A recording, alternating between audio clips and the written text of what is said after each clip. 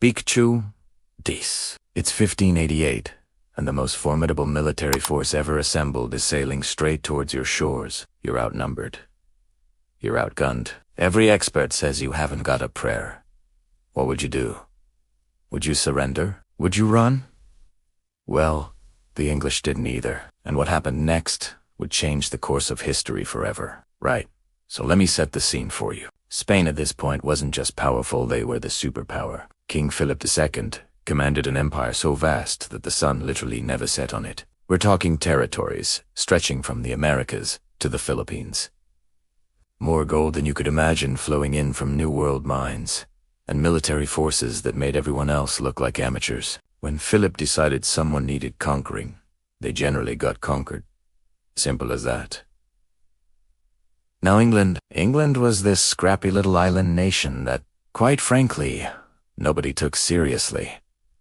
Small fleet, limited resources, and facing down 130 Spanish warships carrying over 30,000 trained fighters. If this were a boxing match, the referee would have stopped it before the bell rang. But here's the thing about history: sometimes the underdog doesn't just win. Sometimes they completely rewrite the rules of the game. So how did we get to this point? Well, it all goes back to religion, and let's be honest, a fair bit of royal drama. When Henry VIII split from the Catholic Church and his daughter Elizabeth embraced Protestantism, Philip took it personally. Very personally. He saw himself as Catholicism's champion, and having Protestant England thumbing its nose at Rome, that simply wouldn't do. But religious differences were just the beginning. English privateers on. Yes, that's just a fancy word for state-sponsored pirates had been absolutely terrorizing Spanish treasure fleets. Francis Drake, the most notorious of the lot, had sailed around the entire globe while simultaneously robbing Spanish colonies blind. The Spanish nicknamed him El Drac, the Dragon.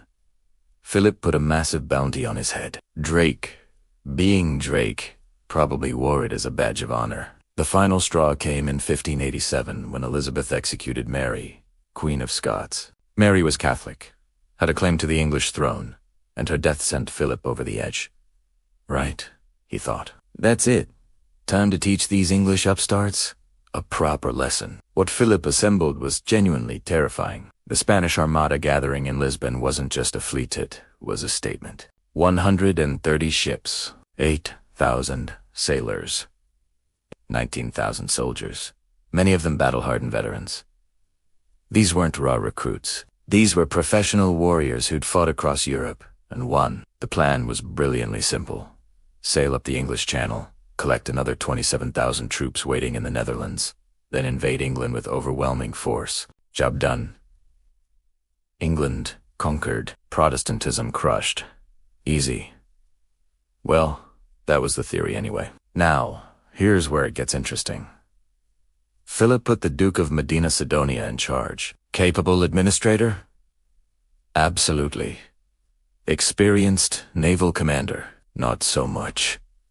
Not so much. In fact, poor Medina Sidonia got seasick and had tried to decline the appointment. But when the most powerful man in the world asks you to command his grand invasion fleet, you don't really say no, do you? Meanwhile, in England, Elizabeth was pulling together whatever she could. About 34 royal warships, plus whatever armed merchant vessels they could press into service. Not exactly confidence-inspiring numbers. But Elizabeth had something Philip didn't fully appreciate: brilliant naval commanders who understood that you do fight a stronger opponent on their terms. You changed the game entirely. Lord Howard of Effingham took over all command, with our friend Drake as Vice Admiral. Drake was controversial, after all. His piracy had helped start this whole mess, but nobody understood Spanish naval tactics better. Nobody had Drake's sheer bloody-minded determination to win against impossible odds. The English had one crucial advantage, though. Their ships were built differently. Lower to the water, more maneuverable, equipped with longer-range cannons. Spanish galleons were floating fortresses, brilliant for boarding actions where Spanish infantry could swarm enemy decks and win through hand-to-hand combat. But those high structures made them less stable, harder to maneuver, and vulnerable to ships that could dance around them, firing cannons from a distance. When the Armada finally set sail in May 1588, nature delivered the first blow. Massive storms scattered the fleet, forcing them to limp into Corunna for repairs. This gave England precious weeks to prepare. By the time the Armada entered the English Channel in late July, the English were as ready as they'd ever be. Imagine being a Spanish sailor as you approached the English coast. Your fleet stretched across the horizon in this massive crescent formation supposedly impregnable. Supply ships protected in the center, armed galleons presenting an intimidating wall to any attacker. You're part of the greatest invasion force ever assembled. Victory seems inevitable. Then the English fleet emerges from Plymouth, and they're not fighting the way you expected. Not at all. Here's what the Spanish anticipated. Traditional naval warfare. Ships close together, grapple each other. Soldiers board and fight hand to hand. That's where Spanish infantry would absolutely dominate. That's the battle they'd trained for. Here's what actually happened. The English refused to play that game. Drake and his captains used their faster, more maneuverable ships to stay at range. They'd dart and unleash devastating cannon fire, then sail away before the Spanish could respond. It was guerrilla warfare at sea. Death by 1,000 cuts. Absolutely maddening for the Spanish, who couldn't bring their superior numbers or legendary infantry to bear.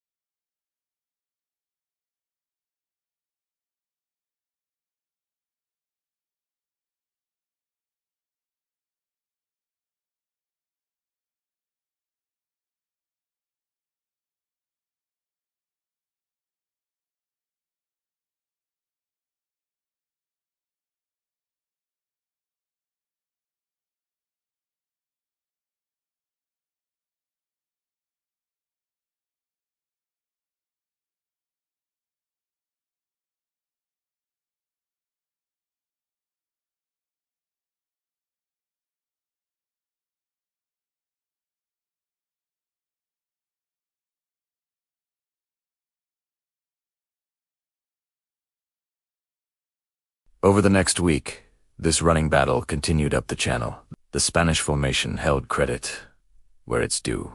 They maintained discipline. They were taking damage, burning through ammunition, and not getting any closer to their goal. Medina Sidonia pressed forward, determined to reach the Netherlands and link up with the invasion army. On July 27th, the Armada finally anchored off Calais. Almost there. Just needed to collect those troops, and England would be theirs. Except the Duke of Parma's army wasn't ready. His troops were scattered. His transport barges were blockaded by Dutch rebels. The coordination that the entire plan depended on, falling apart spectacularly. Now, the English commanders' brilliant tacticians, that they will recognize this as their moment, and what they did next was absolutely audacious. On the night of July 28th, they took 8 older ships, loaded them with pitch, tar, gunpowder, anything that would burn set them ablaze and sent them drifting on the tide straight towards the packed Spanish fleet. Put yourself in the Spanish lookout's shoes. Darkness.